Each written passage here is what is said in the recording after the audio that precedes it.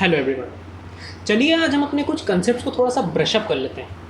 हाल ही में बहुत सारे ऐसे वर्ड्स हम लोग को सुनने को मिले। उदाहरण के तौर पे लेफ्टिस्ट, राइटिस्ट, सेक्युलरिज्म, ये आजकल हर किसी की ज़बान पे है। लेकिन क्या इसका लिटरल मीनिंग, असल मतलब किसी को ढंग से पता है? तो चलिए एक बार हम लोग डिस्कशन करते हैं इस बात के ऊपर। शुरुआत करते हैं टर्म्स लेफ्टिस्ट और राइटिस्ट से। ये देखते हैं कि ये टर्म्स कहाँ से आए हैं। सबसे पहले लेफ्टिस्ट और राइटिस्ट जो टर्म है, ये फ्रेंच रेवोल्यूशन के टाइम पर यूज़ हुए थे। 1789 में फ्रेंच रेवोल्यूशन हुआ। ऐसा माना जाता था कि जो किंग के साइड पर, जो राजा के साइड पर, जो शासन चाहते थे राजा का, वो सब लोग राइट में नेशनल असेंबली में बैठा करते थे। और जिन लोगों को रेवोल्यूशन चाहिए था, जो चाहते थे कि अब फ्रांस में डेमोक्रेसी आ जाए, वो सब लेफ्टिस्ट कहलाते थे। जिसमें लेफ्टिस्ट की विचारधारा अलग मानी गई और राइटिस्ट की विचारधारा अलग मानी गई। जो राइटिस्ट हैं वो सब एक सोशल डिवाइड चाहते हैं। उन्हें ऐसा लगता है कि एक जो सोसाइटी है उसका एक कैटेगराइजेशन होना चाहिए एज़ पर द क्लासेस। और जो लेफ्टिस्ट हैं उनका ये मानना है कि एक सोशल इक्वालिटी होनी चाहिए। लेकिन अगर हम लोग इंडिया के कंटेक्स्ट में देखें तो हम लोगों को दोनों ही चीज़ें बराबर से दिखाई देती हैं। Yes, we live in a society that is full of leftist and rightist notions. तो चलिए अब इस सोसाइटल डिवाइड को देखते हैं। सवाल ये उठता है कि ये जो लेफ्टिस्ट और राइटिस्ट दो अलग अलग विचारधारा के लोग हैं, क्या ये एक साथ रह सकते हैं? जी हाँ, बिल्कुल रह सकते हैं। इसमें कोई भी परेशानी की बात नहीं। मगर इनके बीच में जो गैप था, इसको वाइडन करने का, इसे बढ़ाने का जो काम है, वो मेन स्ट्रीम मीडिया कर रहा है। लेफ्टिस्ट और राइटिस्ट में सिर्फ इतना फ़र्क है कि ये जो लेफ्टिस्ट हैं ये चाहते हैं कि किसी भी तरह की सोशल इनइक्वालिटी समाज में ना हो, सब एक ही तरह से ट्रीट किए जाएं। इन्हें लिबरल्स भी कहा जाता है। लिबरल इसलिए कहा जाता है क्योंकि ये बहुत सारे थॉट्स में, बहुत सारे मैटर्स में लिबरली बिहेव करते हैं, एक लीनियंसी के साथ बिहेव करते हैं। ये नहीं सोचते कि एक ऑब्लिगेशन कोई अगर चली आ रही है तो वो होनी ही चाहिए। वो एक फ्लेक्सिबल नेचर रखते हैं। राइटिस्ट से कैटेगोरिकली या हायरार्किकली अरेंज्ड सोसाइटी से सिर्फ इतना चाहते हैं कि हर इंसान को अपनी हैसियत के हिसाब से हर चीज़ मिले। और जैसा कि मैंने कहा कि इंडियन सोसाइटी में हर एक चीज़ का, ये लेफ्टिस्ट और राइटिस्ट नोशंस का एक क्रॉसओवर है। तो चलिए इस क्रॉसओवर को देखते हैं। सोसाइटी में अपर, मिडिल और लोअर क्लास में आप देखते हैं कि एक क्लासिफिकेशन है लोगों का।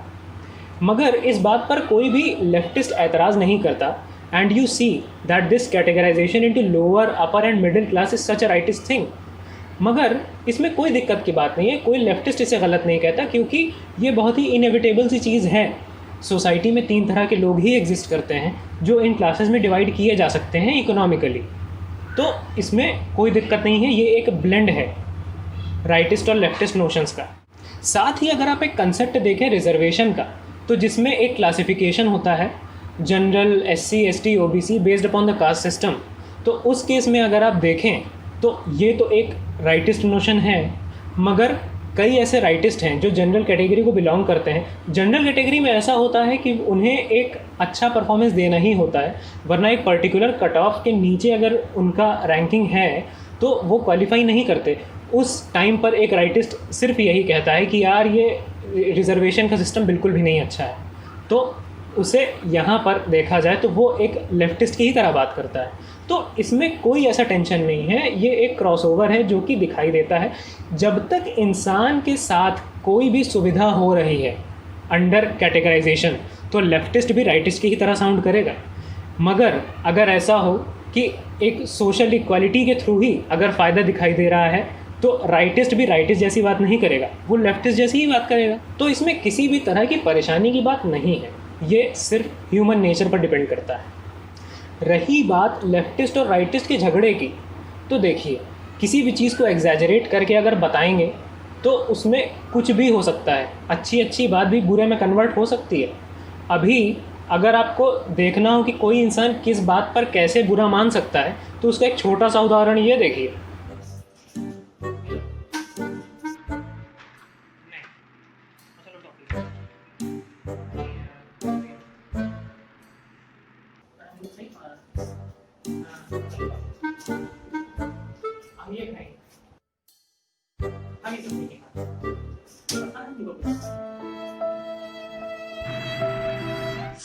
साथ ही ऐसा देखा गया है कि ये जो लेफ्टिस्ट और राइटिस्ट की परिभाषाओं में कुछ चीज़ें ऐड कर दी गई हैं जो बिल्कुल फजूल हैं।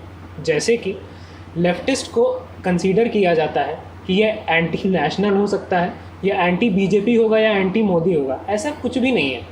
साथ में राइटिस्ट का मतलब भी ये नहीं कि वो प्रो बीजेपी, प्रो मोदी या नेशनलिस्ट ही होगा। In all, patriotism is not about the left और right wing political setup. In a similar way, secularism की परिभाषा को तोड़ मरोड़ कर आज कुछ और ही बना दिया गया है।